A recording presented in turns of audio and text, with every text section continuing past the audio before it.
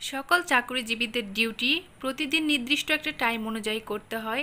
যে কোনো অকেশন কিংবা একটা নির্দিষ্ট লম্বা টাইম পর কিংবা সপ্তাহের একটি নির্দিষ্ট দিনে তারা অবশ্যই ছুটি পায়। রেগুলার তারা ডিউটি করে হাড় ভাঙা খাটুনি করে যখন মান্থলি তারা একটা পেমেন্ট পায় কিংবা সপ্তাহে যখন একটা ছুটি পায় কিংবা যে কোনো একটা অকেশনে যখন তারা ছুটি পায়, তাদের কষ্টটা অনেকটাই লাঘব হয়ে যায়। আসসালামু আলাইকুম সবাইকে, স্মৃতিস ডায়েরি চ্যানেল এবং পেজের নতুন আরেকটি ভিডিওতে সকলকে স্বাগত জানাই। আমি আপনাদের স্মৃতি আপু।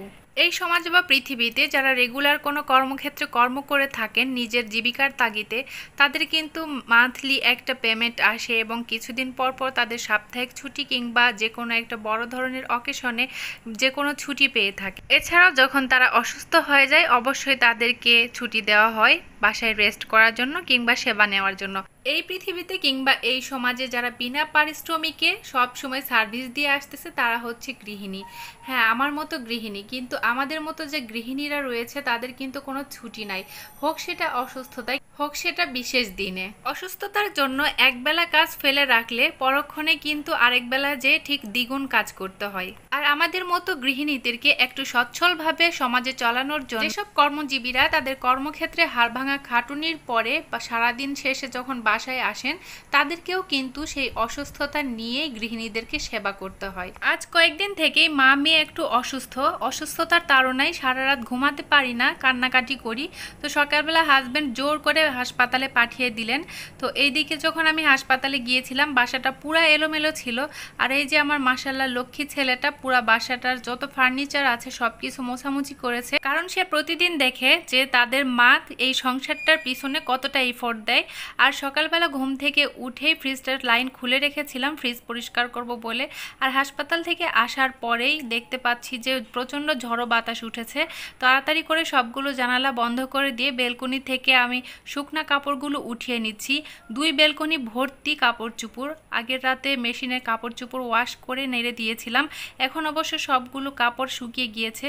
যদি বৃষ্টি আসে তো সবগুলো কাপড় আবার ভিজে যাবে, তখন আবার একটা ঝামেলা হয়ে যাবে। তো তার জন্য তাড়াহুড়া করে কাপড় চোপড়গুলো উঠিয়ে নিচ্ছিলাম। বাসায় এসে দেখি আমার ছেলেটা সবকিছু গোছগাছ করে ঘুমিয়ে পড়েছে, দেখে ভীষণ মায়া লাগলো। সেই সাথে একটু খুশি হয়ে আল্লাহর কাছে শুকরিয়া আদায় করলাম যে আলহামদুলিল্লাহ আমার ছেলে বড় হয়ে গিয়েছে, সে তার মায়ের কাজে অনেকটা হেল্প করেছে। আর এদিকে মেয়েকে গোসল করিয়ে দিয়ে খাইয়ে দাইয়ে এখন মেয়েকে ঘুমিয়ে দিব। তার আগে কাপড়গুলো উঠিয়ে এনে ভাঁজ করে নিচ্ছি। আসলে আমাদের চলার পথে আমরা কখন যে কোন বিপদের সম্মুখীন হব তা বলা যায় না। এই তো কয়েকদিন আগেও সুস্থ ছিলাম, হঠাৎ করে এমন অসুস্থতায় আক্রান্ত হয়ে গেলাম যে সারা রাত অসুস্থতার জন্য ঘুমাতে পারি না, কান্নাকাটি করি। তো তারপরেও অলসতা লাগে হাসপাতালে যেতে, যে গেলেই সারাটা দিন আমার নষ্ট হয়ে যায়। এসে কাজ জমানো থাকে এবং কাজ করতে করতে আরও কষ্ট হয়ে যায়। আর ছানাপোনার বাবা তার কর্মক্ষেত্রে এতটা ব্যস্ত যে আমাকে সামান্য যে সময় দিবে এই সময়টুকুও তার নাই। সে যে দিনের মধ্যে একটু রেস্ট করবে সেই রেস্টটাও তার হয় না। ভীষণ ব্যস্ততায় তার দিন কাটে। কয়েকদিন থেকে অসুস্থ হওয়ার পর থেকে ছানাপোনার বাবা বলতেছে যে ডাক্তার দেখাও, ডাক্তারের কাছে যাও। আর আমার অলসতার জন্য আমি রোগ নিয়ে বসেছিলাম। তারপরে মেয়েটাও অসুস্থ হয়ে গেল। নিজের অসুস্থতা নিয়ে কষ্ট করে বাসায় দিন পাড়ি দিলেও বাচ্চার অসুস্থতা নিয়ে তো আর বসে থাকতে পারি না, তাই না? তার জন্য বাচ্চাকে নিয়ে যখন ডাক্তারের কাছে যাবই, তো আমিও গেলাম আমার জন্য। আর ডাক্তারের কাছে গেলেও তো অনেকটা সময় আমার জন্য ওয়েস্ট হয়ে যায়, এসে আমাকে আরও অনেক কষ্ট করে কাজ করতে হয়। তারপর তো কিছু করার নাই, আল্লাহর উপর ভরসা করে সুস্থ হওয়ার জন্য চেষ্টা করতে হবে। আর আজকে আমাকে প্রায় 6টা মতো ব্লাড টেস্ট দিয়েছিল এবং যখন আমার শরীর থেকে ব্লাড নিচ্ছিল তখন আমার ছোট্ট মেয়েটা আমার বাম পাশে দাঁড়িয়ে আমাকে বারবার সান্ত্বনা দিচ্ছিল যে আম্মা ভয় পেও না, কিছু হবে না।